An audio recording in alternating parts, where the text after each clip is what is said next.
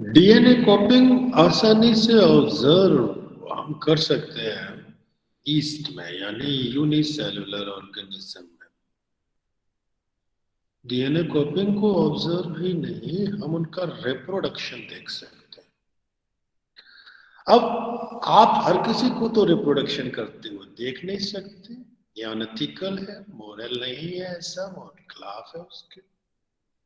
तो भैया ईस्ट को देखेंगे कि कैसे रिप्रोड्यूस करता है, यूनिसेल्युलर ऑर्गेनिज्म है, और जानेंगे कि ईस्ट कैसे रिप्रोड्यूस करता है। करना क्या है आपको बाजार से जाकर सिर्फ थोड़ा सा ईस्ट का पाउडर लेके आना है। बात समझ में आ रही है? तो आप ईस्ट का पाउडर ले आएंगे थोड़ा सा। अब क्या होगा, ये 10-20 रुपए का आ जाता है ईस्ट का पाउडर, आपने ले लिया, छोटी सी डिब्बी होती है, उसमें ईस्ट मिल जाएगा किसी भी किराने वाले से कि भाई साहब थोड़ा ईस्ट दे दो। अब आपने क्या किया कि आपने 100 ml वाटर लिया, घर पे आके 100 ग्राम पानी ले लिया, 100 ml वाटर, और उसके अंदर 10 ग्राम शुगर डाल दी, चीनी डाल दी, और उसे हिलाया। तो आपने क्या बनाया, 10% शुगर सॉल्यूशन बना लिया। ठीक है। तो बच्चों, आपने ये जो 100 ग्राम पानी लिया और आपने इसमें सिर्फ 10 ग्राम शुगर डाली, अब वो मीठा मीठा शुगर सॉल्यूशन बन गया। आपने इस शुगर सॉल्यूशन में से 20 ml निकाला, 20 ml इसमें से एक टेस्ट ट्यूब में ले लिया, टेस्ट ट्यूब में भर लिया। एक कांच की नली होती है, उसे टेस्ट ट्यूब कहते हैं, जो एक तरफ से बंद होती है टेस्ट करने के लिए। तो उस कांच की नली में भर लिया, उस टेस्ट ट्यूब में भर लिया। टेस्ट ट्यूब को हिंदी में परख नली कहते हैं, एक्सपेरिमेंटल ट्यूब। अब क्या किया, आप जो ईस्ट लाए थे, एक पिंच थोड़ा सा ईस्ट लेके उस टेस्ट ट्यूब में डाल दिया। ठीक है जी। क्या किया था आपने, सबसे पहले आपने 10 ग्राम चीनी ली थी, उसे 100 ml पानी में मिलाया था, उसे ढंग से घोल लिया। उसमें से 20 ml वाटर को आपने एक टेस्ट ट्यूब में ले लिया, और ए पिंच ऑफ ईस्ट आपने उसके अंदर मिला दिया। ठीक है। ए पिंच ऑफ ईस्ट ग्रेन्यूल, छोटे छोटे से दाने होते हैं गोल गोल से, जो आप उसमें मिलाते हैं। अब क्या किया, थोड़ा सा कॉटन लेके उस टेस्ट ट्यूब के ढक्कन को बंद कर दिया कॉटन से, कि हल्की फुल्की आवाज आती रहे। तो plug on the mouth of the test tube, cotton plug on the mouth of the test tube, और 2-3 घंटे के लिए उसे, 1 से 2 घंटे के लिए हल्के वार्म प्लेस में रख दिया कि भैया यहाँ पे आप रखे रहो। 2 घंटे बाद अब आपको उसको स्टडी करना है, तो आप करोगे क्या, ये कल्चर तैयार हो गया।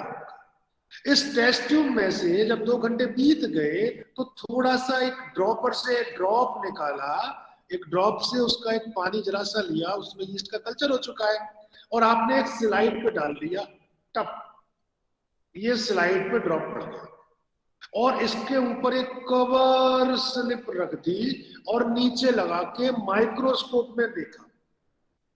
माइक्रोस्कोप में तो क्या नजर आएगा, जब आप इसे माइक्रोस्कोप में देखोगे तो आपको इसमें ढेर सारे ईस्ट रिप्रोड्यूस करते हुए नजर आएंगे, उनमें बडिंग हो रही होगी। आप उस रिप्रोडक्शन 1 से 2, 2 से 4 होते हुए आसानी से देख सकते। ये यूनिसेल्युलर ऑर्गेनिज्म का रिप्रोडक्शन है, ईस्ट का रिप्रोडक्शन है। एक्टिविटी नंबर 8.1 है आपकी एनसीईआरटी की बुक में, वो है। अब कहोगे भैया आपने तो सर बाजार से ईस्ट का पाउडर मंगा लिया, मम्मी पैसे ही नहीं दे रही, 50 रुपए का आ रहा है बाजार से, आप कोई सही रास्ता बता दो। ले भैया दूसरा रास्ता सुन लो आप। घर में ब्रेड आती है, मम्मी ब्रेड जरूर मंगाएगी, जब भी रोटी ना देनी हो उससे कि जा बाजार से 40 रुपए की ब्रेड ले आ, ब्रेड ऑमलेट खा ले, ब्रेड भून के खा ले, ब्रेड तल के खा ले, ऐसे खा ले, वैसे खा ले, ब्रेड मंगा दिया भाई।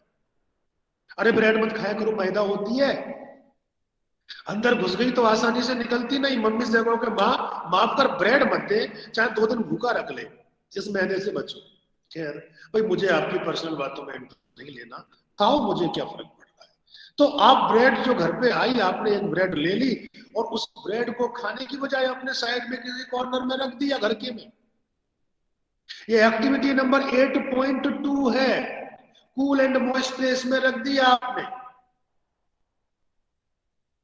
2 दिन बाद वो ब्रेड उठाई, मैग्नीफाइंग ग्लास से ऐसे करके देखा, उस पे ईस्ट ग्रो कर गया है। ग्रोथ तो तभी करेगा ना जब रिप्रोडक्शन हुआ होगा। 8.2 एक्टिविटी थी, आपने रिकॉर्ड कर लेना है ऑब्जर्वेशन 1 हफ्ते तक, अभी इतना था, अभी इतना था, अभी इतना था। इस तरह से इस एक्टिविटी में ये बात सामने आई। आपको समझ में आ गया होगा सभी, कोई एक्टिविटी यस और नो का जवाब आप दे सकते हैं। Yes sir. Yes sir. Yes sir. ठीक है, तो